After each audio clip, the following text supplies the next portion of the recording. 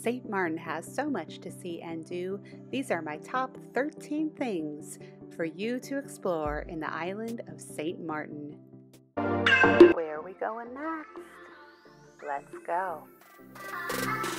St. Maarten is an incredible island, and I'm so excited to share the top 13 things with you. Welcome back. My name is Michelle and I'm the traveling cheesehead, and today we are diving into St. Maarten, all the things to see and do on this incredible Caribbean island. If this sounds like content you want more of, make sure you hit the thumbs up, subscribe, and ring the notification bell so you don't miss a thing. All right, let's dive right into it. The very first thing I want you to do when you go to St. Maarten is drive the island. Make sure you rent a car so you have the freedom to explore on the time schedule that you want, and then take the time to drive around the island, stopping along the way to explore the different spots. It's a great way to navigate and see the different scenery that pops up as you drive this incredible island. Remember, St. Maarten is extremely mountainous and hilly, so the different landscapes and views that pop up as you're driving around the island are so worth a day.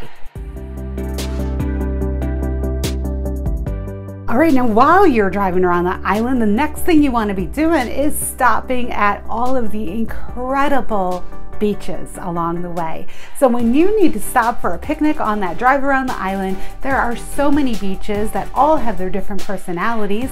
I recommend stopping at least at 5 different beaches while you're staying on St. Maarten. You don't want to keep going back to the same beach every single time. You'll find your favorites, and then those are the ones that you go back to on the second part of your trip.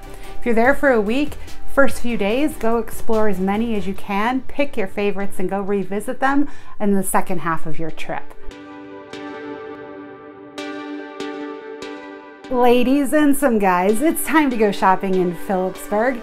It's a great area to just walk along, people watch, do some window shopping, and maybe even some real shopping. There's also 2 really unique things in Philipsburg as you're exploring it. There is the Yoda guy. I can't even explain him. You're just gonna have to go check it out yourself. And then there is guava berry rum. You have got to go try yourself some guava berry rum.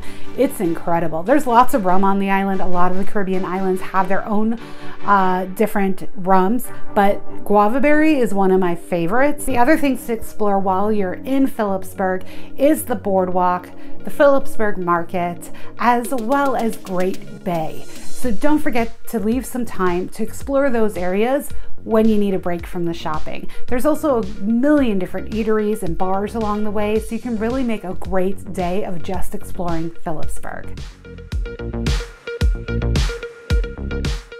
Another great area to explore is Simpson Bay area. There is a ton of shopping, casinos, bars and eateries all in this area. And one thing I want you to stop at while you're there is Topper's Rum. You're gonna get the idea that I have a thing for rum here.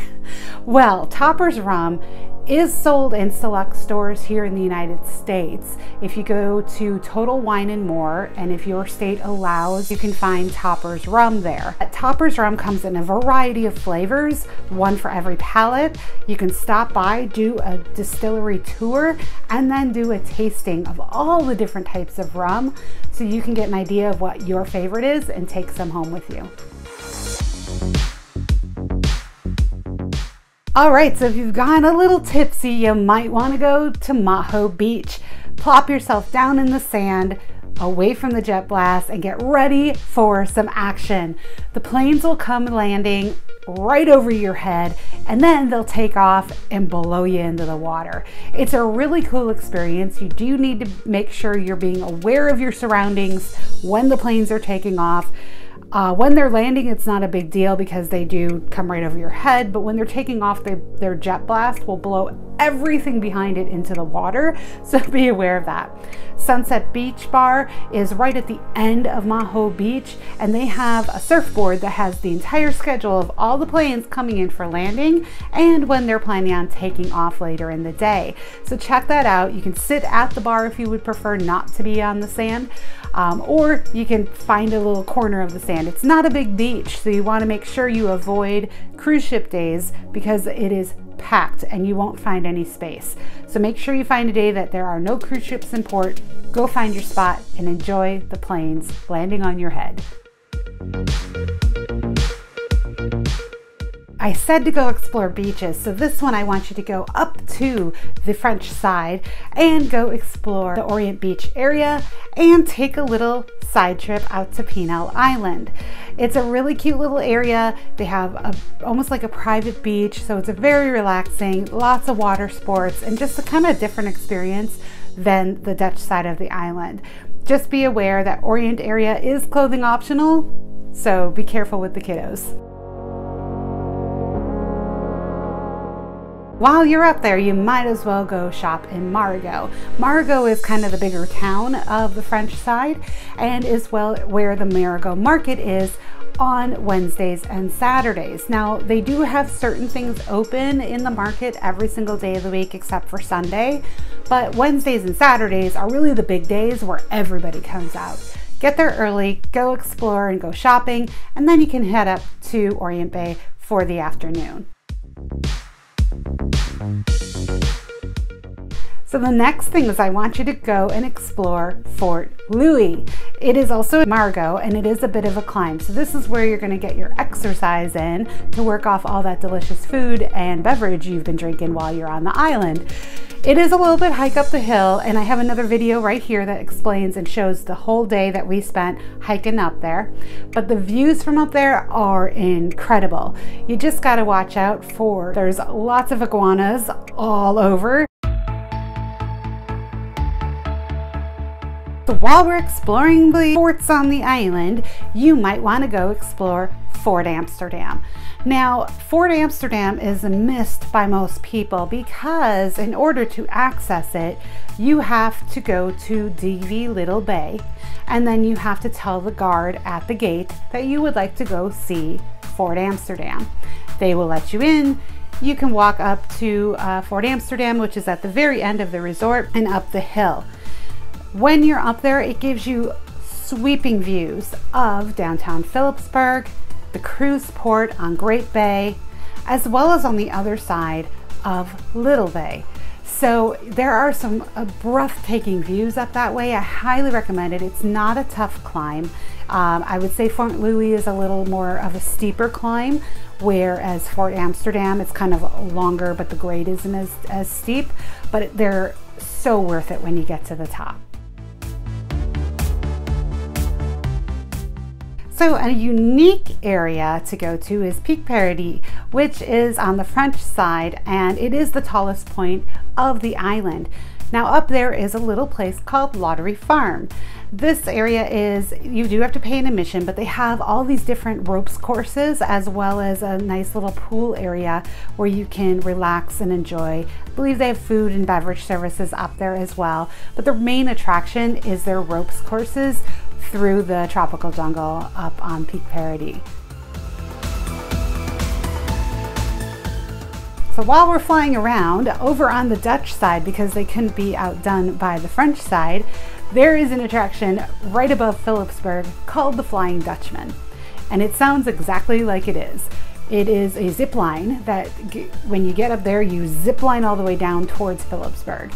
I have not done this myself. It's a newer attraction, but I'll put information about it down below. If you are a thrill seeker, you've got two options here. You've got Lottery Farms, that is more your traditional ziplining course, and then you've got the Flying Dutchman, which literally you just fly down the mountain.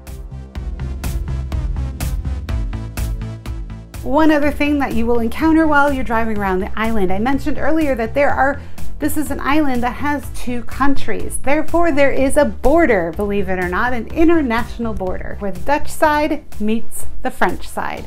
It's a great spot to stop and take some pictures, great photo op, and it's kind of cool to be at an international border on an island in the middle of the Caribbean. I don't know, it's just kind of unique. And the final thing that I'm going to recommend, and something that a lot of people do when they're visiting St. Maarten because of its proximity to some of the neighboring islands. From the French side, there is ferry service that will take you over to St. Bart's so that you can explore St. Bart's for the day. On the Dutch side, you can take a ferry service over to the island of Anguilla, and again have a day trip over to Anguilla, just so you can cross off a couple more islands on your checklist. So those are my top 13 things to do when you are in St. Maarten. I'd love to know what you think I missed, what I should add to my list, or something that you've done that I just didn't cover. Go ahead and put them in the comments below. And don't forget to subscribe, because I have more great content coming out about St. Maarten and you don't want to miss a thing. If you'd like to work with me on planning your own adventure to St. Maarten, make sure you comment below and I'll get in touch with you shortly. Thanks again for watching The Traveling Cheesehead.